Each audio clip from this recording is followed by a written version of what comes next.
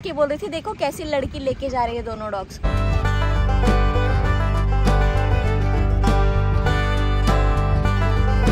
जी मैं आ गई हूँ बच्चों को लेकर घुमाने के लिए। और मैं जब आ रही थी ना अभी, तो फिर से आज कोई एक गाड़ी खड़ी हो गई थी और उसमें से अंकल मेरे को एक बोले कि हमारी मम्मी जी पीछे बैठी है और वो देख के बोल रही थी देखो कैसी लड़की लेके जा रही है दोनों डॉग्स को। मतलब जो लोगों को यहाँ देखने की आदत हो गई है उनके लिए तो ठीक है, डेली का हो गया, बट जो लोग पहली बार देखते हैं ना उनके लिए बड़ा इम्प्रेसिव हो जाता है कि मैं इन दोनों को लेकर आती हूँ। उन्होंने कहा वाह डॉबरमैन, उसमें बच्चे भी थे, सब एज के ग्रुप के, मतलब सारे एज ग्रुप के उस गाड़ी के अंदर बच्चे थे और सब लोग ना इनको देख के बहुत खुश हो रहे थे। तो मुझे भी बहुत खुशी हो रही है कि देखो डॉग्स तो वैसे सारे ही प्यारे होते हैं, लेकिन जब डॉबरमैन की बात आती है तो it is a very impressive breed I think. रुक जा,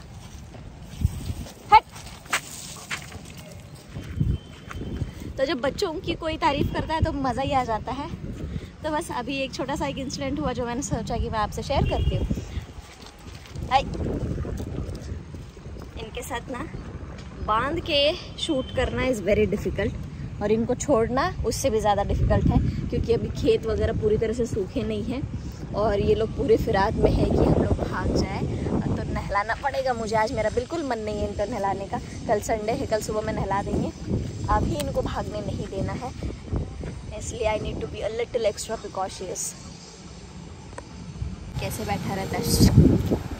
हाय ब्राउनी, इसका नाम मैंने ब्राउनी रखा है। वो है जरूर स्ट्रीट पपी, लेकिन वो इतना सुंदर है और बहुत इंटेलिजेंट भी है। ये तो हर बात मानता है, मतलब उसको बुलाओ, रुकने के लिए कहो तो सारी चीज़ें वो करता है।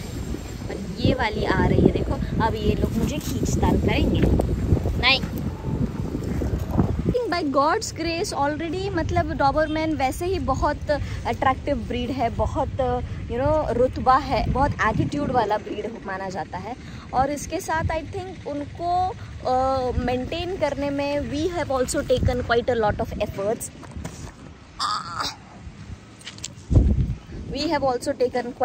एफर्ट्स।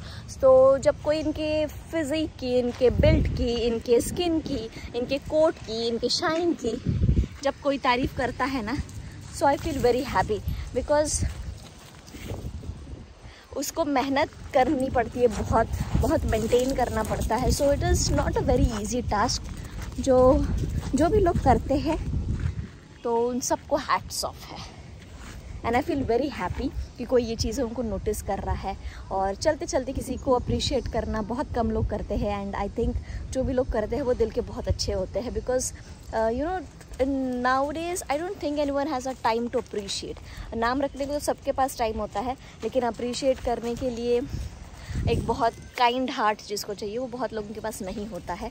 बट इनको देख के सब लोग बहुत काइंड हो जाते हैं all of a sudden. So I feel very happy when someone appreciates and says anything good about them. इन दोनों के साथ वीडियो बनाना ना इसलिए डिफ़िकल्ट होता है क्योंकि ये लोग अलाइनमेंट में कभी चलते ही नहीं हैं। They walk in opposite directions. देखिए ये दोनों लोग, मेरा हाथ देखिए ऐसे खींच लेते हैं। अभी मेरी किसी दिन उंगली तोड़ देगा ये दोनों मिलके। इधर आ, बोला ना। मैं एक हाथ में अगर फ़ोन पकड़ूंगी तो कैसे मेरा काम बनेगा? दो लोग अलग से ऑपोजिट डायरेक्शंस में खींचेंगे तो मेरे तो उंगलियों की वाट लग जाती है। बट स्टिल बच्चे हैं तो करना पड़ता है ना, डू इट। और अभी जो मेरा रूटीन हो गया है ना कि शाम को इनको लेकर आना, if I don't do it I miss it, I really miss it.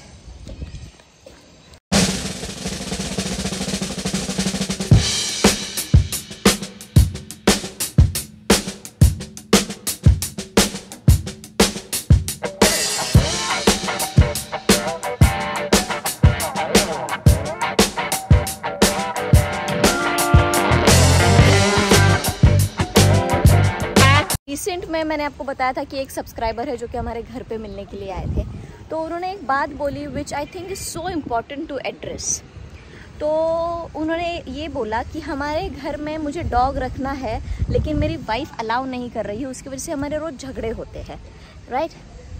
तो मुझे लगा कि यार डॉग रखना और फैमिली में उसके लिए सबका एक डिसीजन होना, मतलब सबको कंबाइंडली एक डिसीजन लेना कितनी बड़ी बात है मतलब कुछ लोगों के लिए।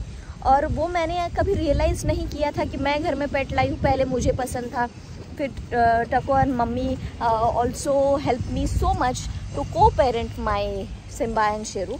आई फील कि ये बहुत बड़ा इशू है लोगों के घर में। एंड मतलब मैं ये सोचती हूँ कि ये मेरे दिमाग में कभी क्यों नहीं आया, बिकॉज जो चीज़ हमारे पास होती है हम शायद उसकी वैल्यू नहीं करते हैं उतनी ज़्यादा। तो मेरे पास ऐसे सपोर्टिव लोग हैं जिनके वजह से मुझे कभी ये ख्याल मन में आया ही नहीं कि कुछ ऐसा हो सकता है। So I think I must thank टको एंड मम्मी फॉर दिस, कि उन्होंने कभी मुझे महसूस ही नहीं होने दिया कि ऐसी सिचुएशंस भी आती है। तो पसंद देखो आने के बाद कुछ टाइम के बाद पसंद तो होने लग जाते हैं, बट इनिशियल लेवल पे जो डिसीजन था इसको लेकर आने का वो तो सिर्फ मेरा था।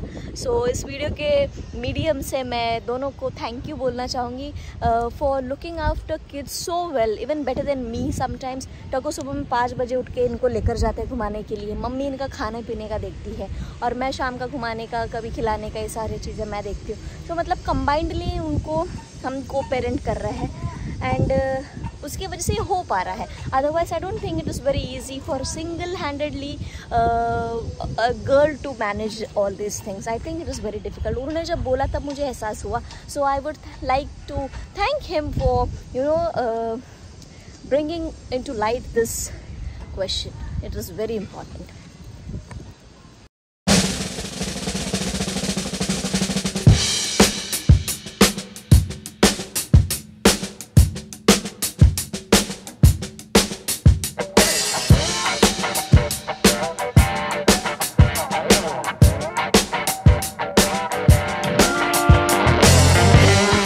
फ़ोन का माइक यहीं पे कहीं गिर गया था, मिट्टी पे गिरा होगा तो मुझे आवाज़ नहीं आई। मैं जेब में रखने गई और वो नीचे गिर गया।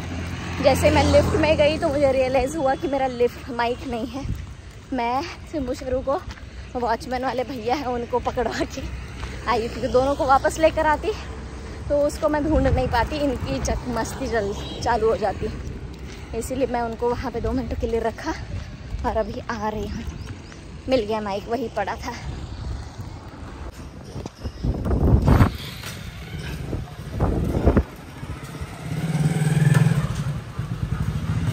परेशान किया?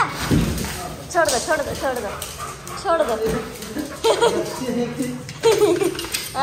साधारण नहीं है इनको संभालना। यहाँ लिफ्ट भी चली गई। आराम से बेटा, आराम से सिम्बू। आराम से बोला ना रे।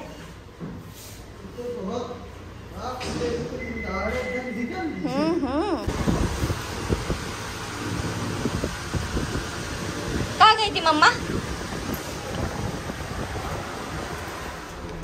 तुम लोगों के चक्कर में आज इतना बड़ा नुकसान मेरा होते होते बचा है। वॉचमैन वाले भैया बोलते कैसे संभालते हो, 2 मिनट में मेरी हालत टाइट हो गई। इतना खींचते हैं ये लोग। नया आदमी होगा तो खींचते हैं, पर अब हमारी आदत हो गई तो हम संभाल लेते हैं। और हमारे बच्चे हमारी बात नहीं सुनेंगे तो कहाँ जाएंगे। आराम से। सिम्बा शेरू के लिए यहाँ पर गद्दा लगा है, उसमें सोना नहीं है। वो देखिए शेरा अभी यहाँ से आया है, मम्मी ने उसको अकल दिया शायद, मम्मी क्या सो रहा था। वो देख सिम्बू बाहर क्यों नहीं सोता है अपने गद्दे में?